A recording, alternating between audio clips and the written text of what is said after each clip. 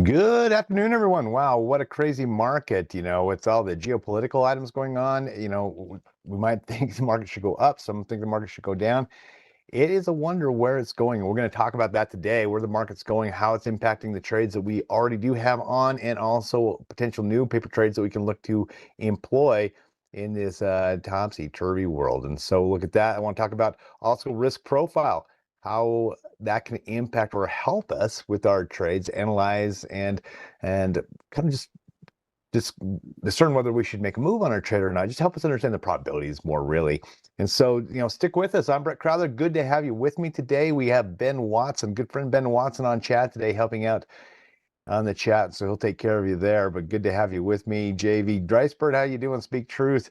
I know a lot of you, Mickey, how you doing? A lot of you just got done with James Boyd, and so thank you for sticking around. And after me, stick around for Mike Fairborn. He's going to cover some great things on ThinkScript. But we got a lot to cover. Before we get into it, though, give me about 10 seconds here. Let's cover some disclosures. Do remember that options do carry a high level of risk and are not suitable for all investors. The information here is for general informational purposes and should not be considered an investment recommendation.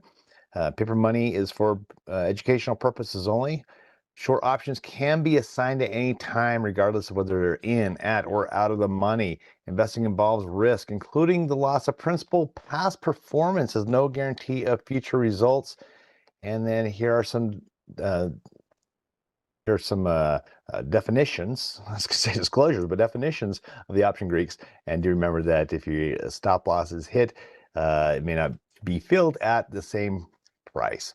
All right. So with that said, let's jump out there. Let's take a look at what's going on in the overall market. In fact, I want to bring up the SPX here, and this is going to be important just because I want to get, in fact, I want to get your feel. What is your take on the market? Is it bullish or bearish? I mean, kind of, yes, it's been, down for the last couple of weeks, maybe up recently. What is your take on where the market will go from here?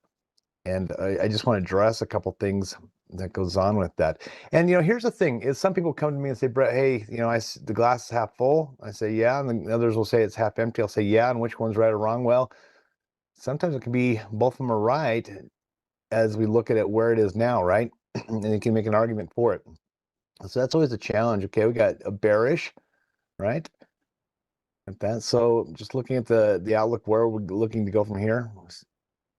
And it's going to be interesting because if we pull up, the VIX has been up. We got a lot of potential items that can really, well, it's interesting because the geopolitical aspect can send it one or two directions, right? If things settle down, all of a sudden the market could really pop. If not, if things escalate, they could really drop. And so this is what I'm saying. It actually could be, both. And so, yeah, we do have Steve says bullish. Yeah. And that's what I'm saying is I don't necessarily think either one is wrong. It really is kind of which way do you lean on how things can play out. And so we'll take a look at that. Private credit and oil concerns, yeah, definitely there. Aloha, Scott. All right, so here's something though. As we look at this, we can see the drop down that it's had for last week or so, right? Well, actually, not last week. We should say since the 26th of February. So this last month, it's kind of been dropping down. Yet we've had a pop just the last couple of days. Now, I just bring this up because this morning it was, all the headlines this morning were like, look out, futures are down. Trump had his address the nation yesterday, and next, markets are dropping, and it was all bearish and gloomish. And then the market opened, and I think everyone's looking for it to drop down. Not everyone, but a lot of people I think were looking for it to drop down. Yet, an hour or two later, and now it's in the green, and now it's even up higher. And so, it doesn't mean just because it's down once it has to remain that way, right? And again, some people will interpret it differently than what actually plays out. And also, sometimes talking heads will just, kind of join the bandwagon on where the futures is moving. So all those things can play a role. But here's the deal. It was in a channel. It broke out of that channel. And I want to talk a little bit more about channels here in a moment. But it broke that channel. And this is that if we duplicate that channel and bring it down here, it does it get pretty close to the last support that it had back in October and also back in November, right? And now it's broken through that and kind of rallied back up. Now this could be a possible retest. And so either this could be, if this rallies, this could be a break back above that, getting back into this above support level, back on top of the ice, or this could act as an area to hold it down. and it could possibly roll over and go back down. Now, one thing I find is interesting, though, if we look at the RSI, just looking at momentum from an indicator, we could draw resistance across some of the tops of these. Oops, come on, anchor in. Get that anchored. There we go. We could see where it hits resistance, and it was basically been pushing it down. But we actually there's a bit of energy in this latest bounce here, and that's where I question. Okay, hold on here. This might possibly give us something to look at a little bit differently, because we are seeing the indicator break above the resistance, even though we really, I mean, if I were to drag this out a little bit, let's pull this out just a hair here.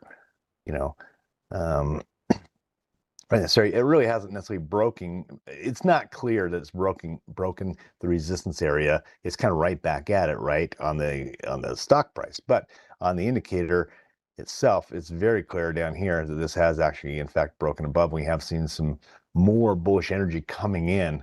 And so that's what I'm saying. We have this dichotomy here, and the question is which one will lead? Well, neither one is perfect. I mean, what I mean by that is sometimes the indicator leads, and sometimes price action fails to respond. But like here's maybe another example of something very similar. Where this came down like this, we had some resistance across the top here as Chevron was dropping down, and then it broke above it right here. And if we look at the price action, followed through a day or two later. Now, what was interesting about this, though, is then it popped and it dropped right back down. So it's basically the same spot it was 2 days prior after this big sell-off. And then let's get a little bit more action in there so we can see what I'm talking about. Here's what I'm talking about, the big sell-off that it had. And we can see that the indicator fell back down as that dropped down, but you can see the indicator found a higher low, almost starting a new trend going up this way, right? And it wasn't evident, though.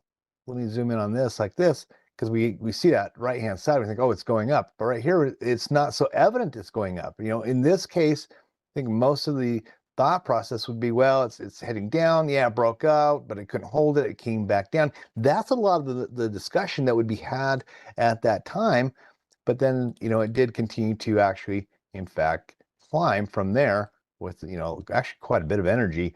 And so I just want to throw that out there as, keep in mind what we're seeing here is maybe not quite as bearish as we may hear in the news. And again, I often, as I look at the news reports and I just scour things, I'll often read about, if it's bearish today and it was bearish yesterday, it seems like what I tend to hear is everything's bearish. If it's bullish, everyone says, wow, we're all bullish, meaning it seems like whichever way the wind's blowing is what I hear a lot of talking heads tend to agree with. And so I like to get a little bit more of an analysis than just, what happened yesterday and what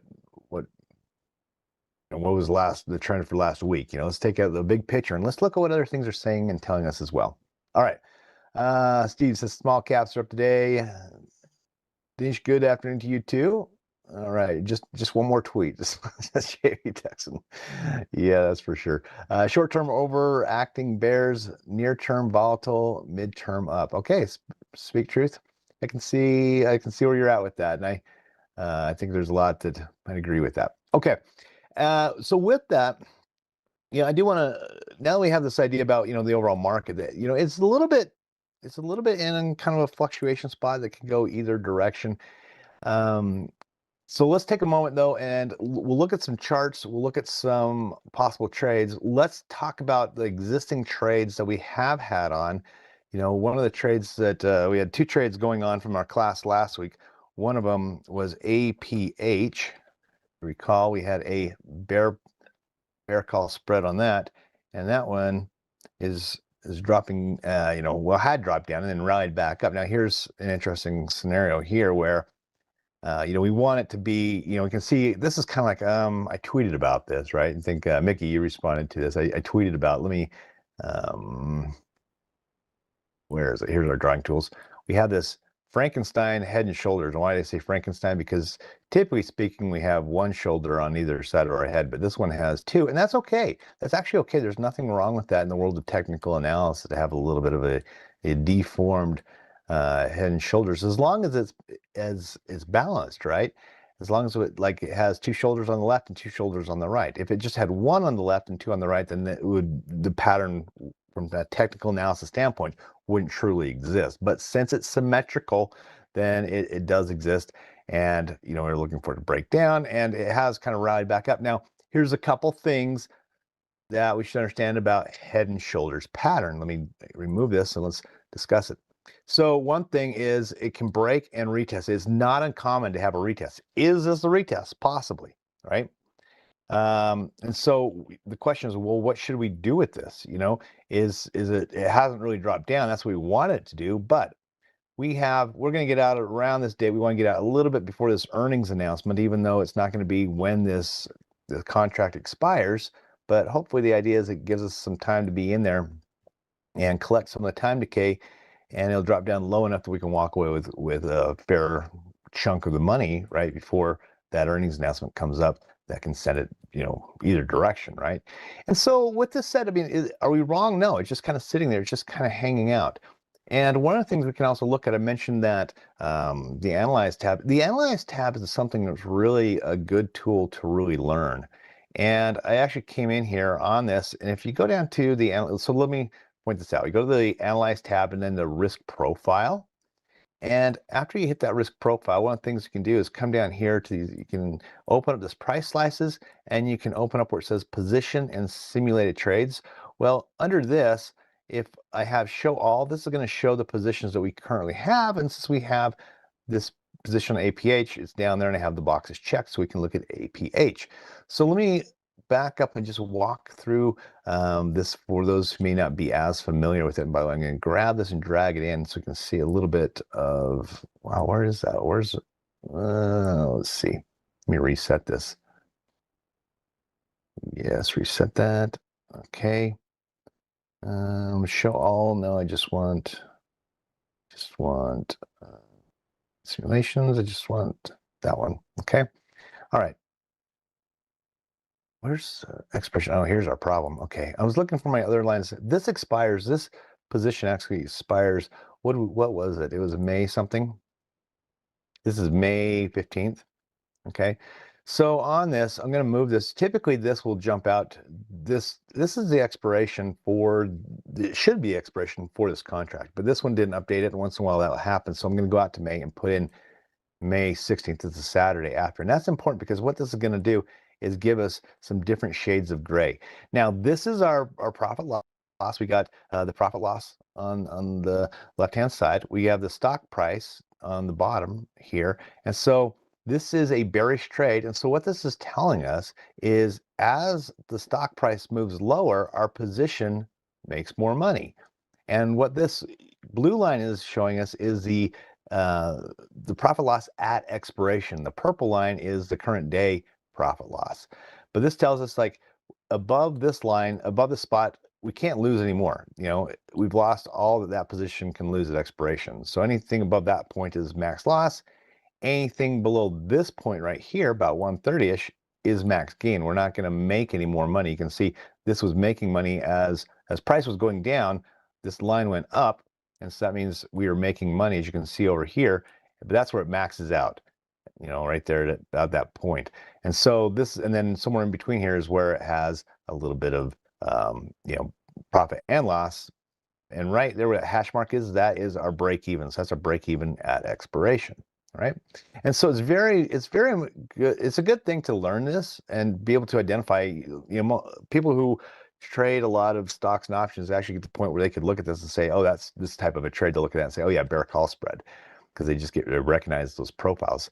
But it's not just about recognizing, what it is, but it's also understanding a couple things about this. Like I mentioned, the gray area. Well, the gray area is showing us the distance that this stock is expected to run between now and expiration, right? And so it's expected to go possibly down with one standard deviation, which is based upon this right up here, 68%. That's a one standard deviation. And so it's expected to be almost down to 100 or possibly up to about 155. And it's important to understand that because we should know that price action isn't going to stay steady, right? It can go back and forth like this, maybe not all that distance, but it'll go back and forth. And the question is, where is it going to be? We want to be in this area at expiration. And right now, what's the probability of that? Well, it's probably changed since we got in the trade, and this will help us do that. Now, right here, I want to point out has these three price strikes right here. And these price slices or these different strikes, what they're doing is they're giving us these numbers right here. Okay, and those will tell us basically where it is right now. This is set at just kind of where it is right now, 127.70, and then it's just 10% above or 10% below, and that's what those numbers are. You see the 114.95, 114.95, 127.66, 127.66, and so forth. All right, and so that just gives us what this would give us an idea of if price moves, like if price were to go up, how would that position be? This would say if price were to go up to 140, our position that we have right now would be down $355. All right. If it were to drop down, if the stock were to drop down to 114, our position would be up $207. And so it just gives us this kind of a what if scenario, which it can be beneficial. But another thing that can be very beneficial is if I come over here and I left click, on these three lines here, I can set the slices and I can change all kinds of things. You know, like right now it is just that 10% above, 10% below. You can set 15%. You can go in there and even just drag them around. But one of them that's very beneficial is coming in and saying, well, what about at break even? All right. And so I'm going to say, what is at break even?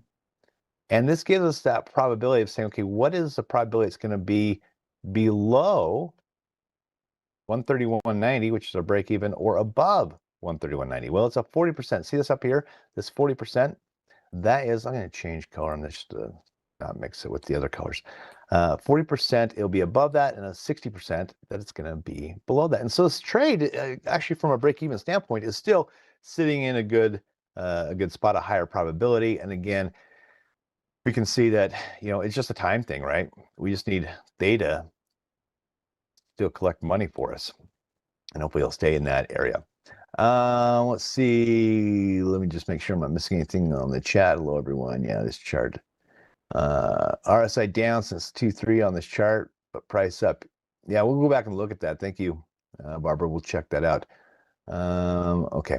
So, and I bring this up because this will be beneficial in some other things we're going to look at here in a little bit. Okay. Any questions on the risk profile here? And by the way, there's all kinds of things we can do with this. I mentioned we can just drag this around. Let me erase that. We can actually just grab this and drag it and say, okay, what's the probability of being at max gain? Well, max gain is, 55, almost 56% at this point. Or what's the probability it just hits the max loss, which is right here, well, you can see up there, 36% is where we could hit, what is that spot? $135 roughly. So we can drag that around, and you can also play with other things too. You can say down here, we could say, well, what happens when we get closer to expiration? How will those numbers change, right? And so I can take this and do a what if and say, well, here as we see time getting closer to expiration, that gray area is shrinking. Now, why? Well, it's because with less time, the stock can move less, right? The distance it can run shrinks when there's less time to run. We have less time to go somewhere, and so that therefore it drops in. And so then, and that also changes those probabilities. If we just move this over here, actually, well, it can change probabilities. We got to move the stock too. So the stock, starts moving in our direction a little bit.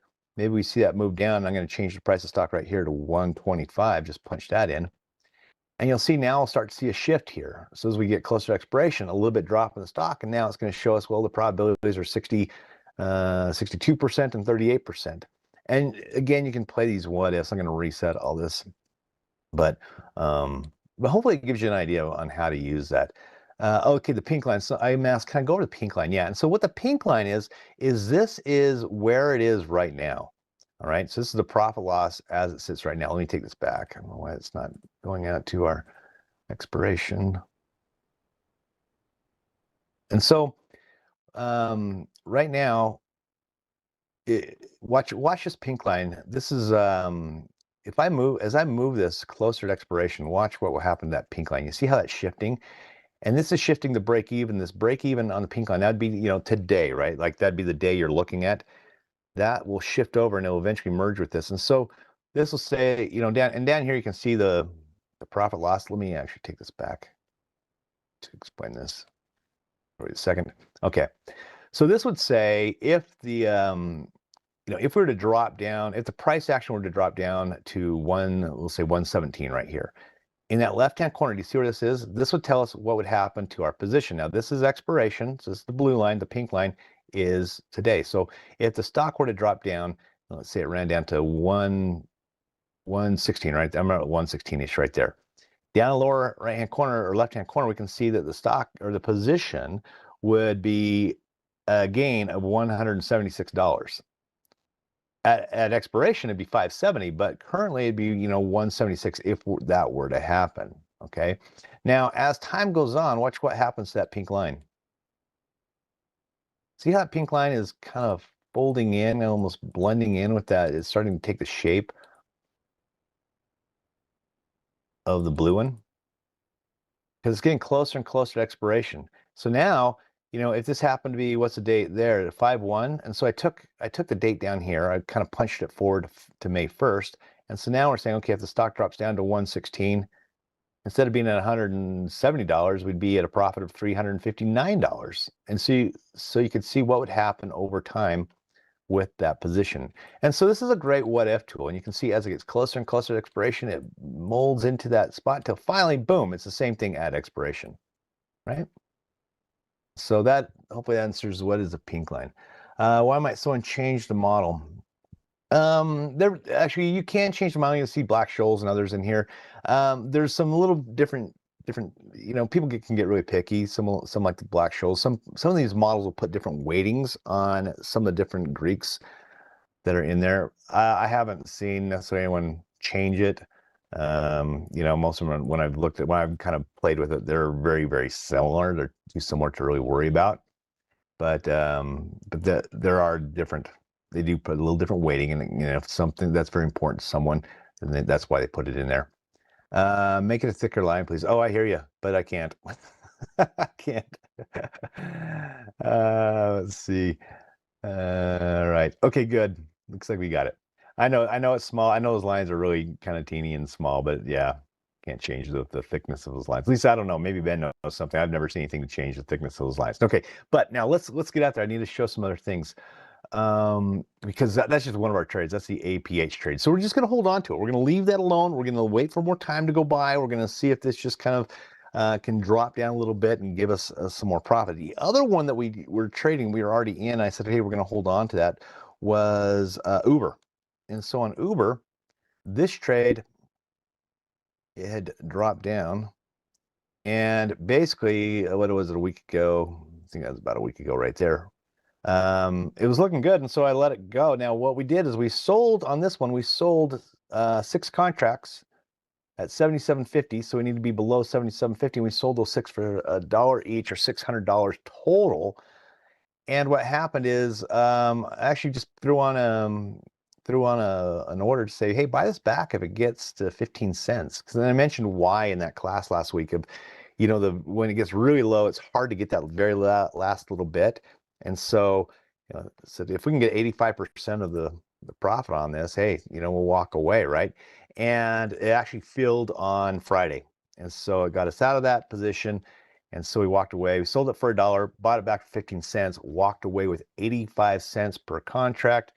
And the 85 cents times 6 contracts, or $85 times 6 contracts, was $510 profit, minus commissions that were involved in that as well. So that's how that trade played out. And so one that we're still holding on to, and one that we exited. And so that's the follow-up on the trades that we placed. And it's important to, someone will ask, well, why don't you just hold on till expiration? And this trade very well could have done well and walked away, expired worthless. We walk away with the max gain. But remember, we talked about this when we were in Starbucks, how Starbucks was an interesting trade. It was going up. It was looking good. We were only a couple days away from expiration. I think we were a week away from expiration right here. And we're thinking, hey, this one's looking good. Why don't we just leave it? I remember as we were talking about that, I had a lot of people saying, just let it go. Well, then from that point on, it actually happened to drop down. And now, thankfully, it expired, and we got out, so it didn't matter. But, for those who were in that position there, it dropped down, and you can see it actually over the next 1, 2, 3, 4, 5 days, it got to a position where had that been even a week later, that would have been a negative position. We would have gone from almost a max gain to a max loss. And so when we can walk away with most all the money, sometimes it's not a bad idea to walk away with that. All right. Okay.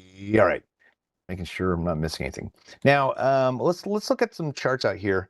There's a couple of them I think are interesting. DOV. One thing I also want to follow up is I talked about Fibonacci's. And by the way, I mentioned in last week's class that I'd put a recording to a YouTube short that I did about Fibonacci's, and I did that. And so in the comments, I pinned it to the top. And so if you just go to the top of the comments, you can click on the link that's there, and I'll take you right to the YouTube shorts where I walk through setting up the Fibonacci retracements, changing all those settings, editing the properties to create the projections and all those things that we talked about in the class last week. So if you missed that, go check out last week's class, and remember in the comments, there's a link on modifying that. But we talked about, it coming down, or just playing these runs or looking at these runs and talking about it possibly pulling back to this retracement area of this 60, 38, 62, somewhere in that ballpark, having these things be areas. In fact, let me turn this around. I want to do this. Let me grab this right here. Pull it from there to there.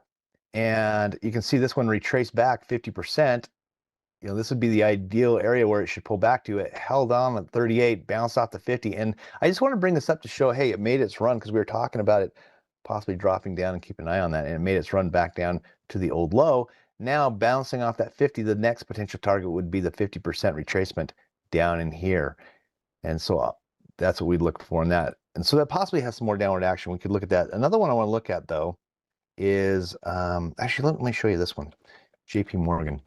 JP Morgan is interesting. I didn't get a chance to get to this because I wanted to talk about some channels. I've talked about those before in this class. This is going to tie into a trade, paper trade opportunity here in just a moment.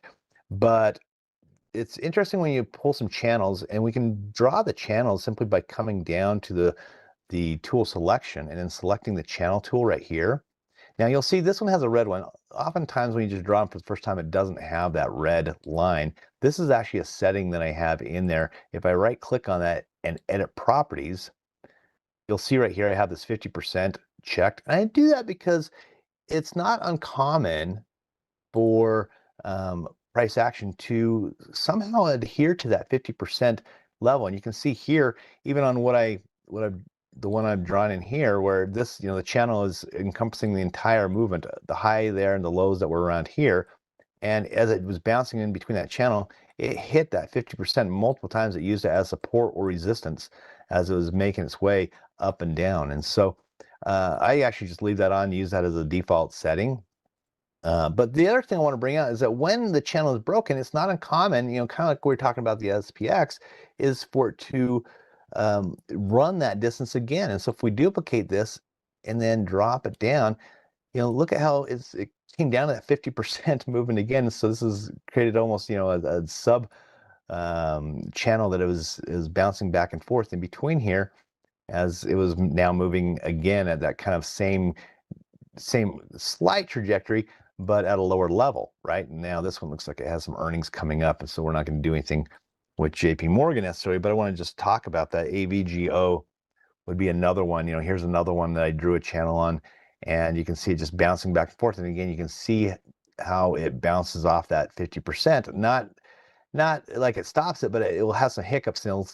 It can often send it back down to support or back up to resistance.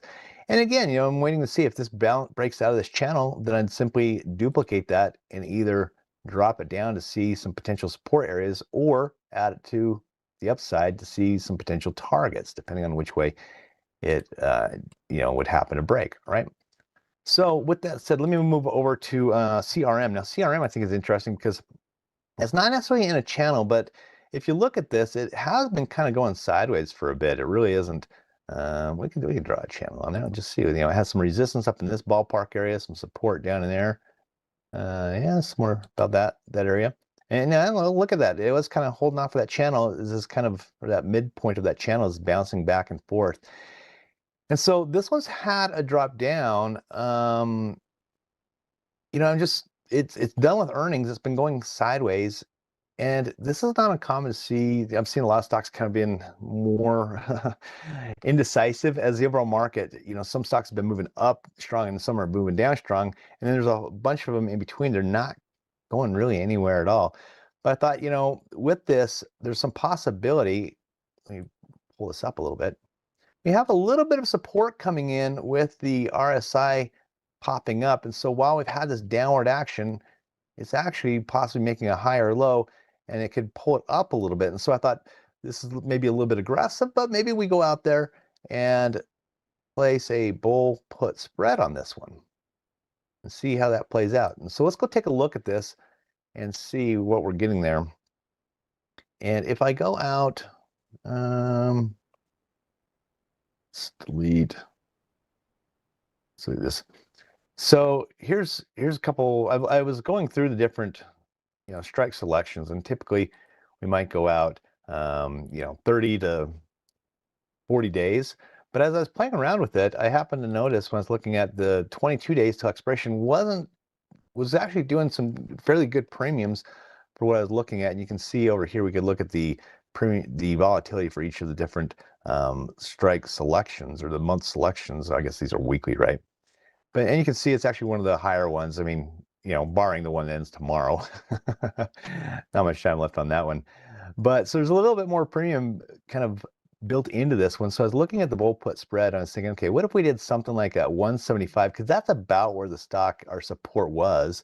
It's got a 27 delta. What if we went out and sold this one at 175, and then we bought the one below it, which gives us about $1 credit somewhere in that ballpark. And so, what we'd be looking for is the stock to be above 175 at expiration, which if we look at the chart, here's that support right there, about 176. Just be above this over the next 22 days, right? Right? So that's a possibility. Now, the other thing that some might say, though, is, hey, what if we also look to see, or what if maybe I think it's going to roll back down, maybe put something bearish on, maybe I put something like a bear call spread here at 191, or if you want to get real, a lot more safe, maybe around 200, 203, somewhere up in there. And so we could possibly do that. And so I want to do this, where let's go over to the bearish side, or the call side, and do a bear play, where if we're looking at it to be below this, let's see, 200, maybe we'll do 200. Looks like prices have changed just a little bit since I was looking earlier. I'm going to hold down the control key, and I'm going to click on this bid and sell that one, the 200, and also I'm going to hold down the control key and buy the 205, right? So what do we have here? Well, we have two trades. We have a bull, should we say a long call, short call spread, and we also have a short put spread. So we have this one, we're expected to be bearish, be below 200 at expiration, and this one to be above 175 at expiration. Now, people will do this all the time. It's an interesting trade. It's called, anyone know what this is? It's funny, they say, hey, don't, why would you do both? Well, if we expect it to be above 175 by, next 22 days, but below maybe 200, 203, somewhere in that ballpark, then we actually could take advantage of both sides of this. And so it's simply the stuff we've been talking about in this class for weeks. And we've talked about, long, short put verticals, and we've talked about short call verticals. Well, all I'm doing is putting them both together. Yeah, it's an iron condor. Very good. It's an iron condor. That's all it is. And here's the interesting thing about the iron condor. I want to take us over to the Analyze tab and explain why the Analyze tab can be so beneficial to us. So I'm going to just hit the Analyze on this. I'm going to right click and then go Analyze. Click on that. And where's our earlier trade? I got to get rid of that. I need to get rid of this one here. And here's our iron condor. Now, here's what I want to show you. Let's see. I'm not going to be able to do that. Let me add something separate. Let me do this, another bear call. Let me do this one more time. I'm going to create just a separate bear call. It's just going to be a different trade, and analyze this. Now, remember the picture that we had before. Remember what we had bear call, this one right here, right? So that's the bear call. Now, if I were to switch that, and so that's the profile that we talked about earlier. If we were to switch that and then make this not a bear call, but a bull put. So let me do this. Do a bullish trade. I'm just doing this. Don't worry about the trade. I just want you to see the profile itself. Okay. So let me actually do this. Come on. Come on. Got to hold down the control. There we go. I want to analyze this one. And now you see this one right here, right? So that is the profile. If you look at a bull put spread or a short put spread, this is the profile that where you got, where it can hit max loss and hit max gain. Well, here's the interesting thing. When we put them together, we put those two together, this is what we get. We get this portion, which is the bullish put side. Then we get this portion, which is the bearish call side. And they just bring them together. It's just those same two things just put together. See how we're just doing a left and right hand side. Now, this, again, I mentioned this is very important because it can be valuable in doing some analysis on that. So what I want to do is now come in here and say, let me take my slices and put them at break even for 425. And this is what it's going to tell us. This is, on this trade, it has a 26% chance of being below the break even here, and a 21% being above the break even on that side. So again, we want to stay in the middle here. In the middle here is where we're going to make our max gain. We have about a 51% chance of being somewhere in the middle. Now, it doesn't seem great, but here's the deal. What's the odds? This trade can only lose on one side, right? Meaning, if the stock were to drop down, then the put side would be in danger, but the call side would make max gain. And likewise, if it were to run up, the call side would be in danger, but the put side would hit max gain. So we're not going to hit loss on both sides. We can't hit loss on the call side. The stock can't be at 160 and 220 simultaneously, right? It has to be at one or the other. And so it kind of changes like what the potential loss is. Now, our trade is we're kind of losing it here as as prices is moving around. I want to lock that in. But what I want to do is I want to send this one off. So this is a 190 credit. And so here's the deal on this one. The way you look at this one is similar to what we do with a vertical, where we're looking at the distance between the strikes. Well, this is a $5 wide spread, and this is also a $5 wide spread. So you look at the widest one, and these are the same. So it's $5 wide. That is our max loss. Because again, only one side could lose. Either this one loses or that one loses. So the max loss is $5 minus the credit, 190. And so on this trade, if we have a $5 wide spread that's the max loss, and we have a credit of 190, then that tells us our loss is max loss is $310 on this trade, right? But let me yeah. So let's go ahead and send this up, because I want to follow this and talk about this in future classes. So I'm going to right click on this. I'm going to confirm and send. One thing that is important to know, I'm just going to leave it one contract, is that there will be more commissions on this, because we are doing 4 separate legs on this. So they can be more intensive there, but there's no red to worry about. I'm going to go ahead and send that off, and that should get filled. Of course, now in paper money, it's going to get filled. It's a little bit more juicy, or not as juicy, but it allows. You don't need to squeeze as much to get the position to go in paper money as you do in live. And so just kind of keep that in mind. But we'll watch that. And I want to talk about that, and just the idea of having an iron condor, placing a short put spread and a short call spread at the same time, and talk about the pros and cons in a future webcast. Now, there's one other that I want to get to, and we're short on time, and so we could look at BA. Might be interesting. So BA was one. Boeing was the one that it had come down, but it also bounced up above this long-term support level. And if we draw some resistance, we can see this is like we were talking before. You can see that it actually had quite a bit of bullishness coming in here. Now that doesn't mean that it can't drop back down and fall apart, but we're going to expect it to stay above this 197 level. We do need to be aware of, it does have earnings on 422. But let's check this out. If we go to, let's make sure we have VA, the same kind of time frame, right? If we have the 24th of April, then that's right close to that earnings announcement. So we could get out just a couple days before that. Let's just see what we can come up with and see if the numbers are going to work for us here, where we wanted to be above, what was the number here? Around 200. So we want to be the support at 200. What if we went with a 200? That's a 36 delta. Let's go ahead and try to sell, saying we want to be above 200. And then I'm going to hold down the control key and then click on the ask of the 195. And this creates a short put spread where we have a $5 wide risk minus a $1.67 credit. So $5 minus the 167 is the gain that we'd keep on that. It'd give us a $333 risk factor.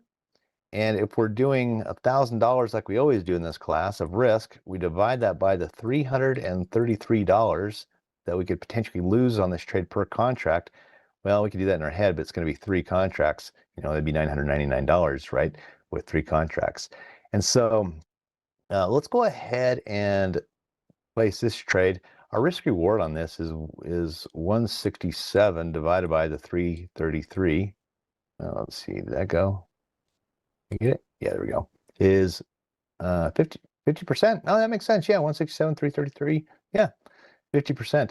And so this one's kind of a quick one, so it's a little bit juicy for the time that has remaining. We're going to go ahead and change that to 1, 2, 3 contracts that we're selling. Hit confirm and send. And there's $500 we could potentially make. The $999 we talked about potentially losing. No other things to read about. We'll go ahead and send that off. And I want to actually draw our boxes in because this one expires on the 24th. So let's do our boxes. So this one is, we need to be above 200 by, where's the 24th? And I'm going to move that over actually to 22nd because we want to be out before earnings right there. So this is where we're looking for it to be above this line by the time we get here. Even though it's not going to expire, that's where we want to be out because of that earnings. And then also, let's go back and do that on CRM as well. Okay. And so we did the 200. So we want to be below 200 and we want to be above 175 by, I think that was the 24th as well, wasn't it? This ballpark in here. So right about there. So this is what we're looking for on this one, is price action to be in, you know, below this level or above that level by the time we get here. And then on Boeing VA to be above this level by the time we get here. So there's a couple trades that we're going to keep an eye on. You know, there's some other charts to look at. You know, Google possibly, you know, breaking below support, running up, possibly bouncing off this old support, now new resistance. We'll see if it can do that. AVGO, what's AVGO doing?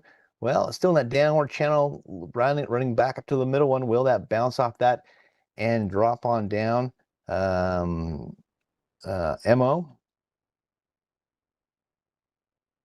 bounced off a Fibonacci level, you know, with that big hammer. Actually, it's like more like an abandoned baby, and then possibly looking to climb higher on that. And so there's a couple other stocks that are setting up. So you maybe go out and look at those on your own, see if the numbers are playing out well, that they work for some possible paper trades that you can practice with on some paper money. And you know, if the math works out, then you can see, you know, how your understanding and knowledge has come along with these trades. So put stuff in the comments below. Let me know what is helping you on that, or what you need more information on that we could talk about as we educate each other on these types of trades. You know, want to further our understanding and knowledge of short verticals. But with that, I'm going to let you go, but stick around and come back. Go get a drink, come back again in 15 minutes. We got Mike Fairborn covering ThinkScript, does a tremendous job on that. Please give us a like and subscribe as well. It tells us that you like this stuff. It allows us to continue to make more of these types of webcasts because we know you enjoy them and you want to see them. And so, you know, it helps us know this is what we need to be doing. So with that said, I'm going to let you go. Thank you so much for joining me today, and enjoy your week. I'll catch you next time. We'll see you.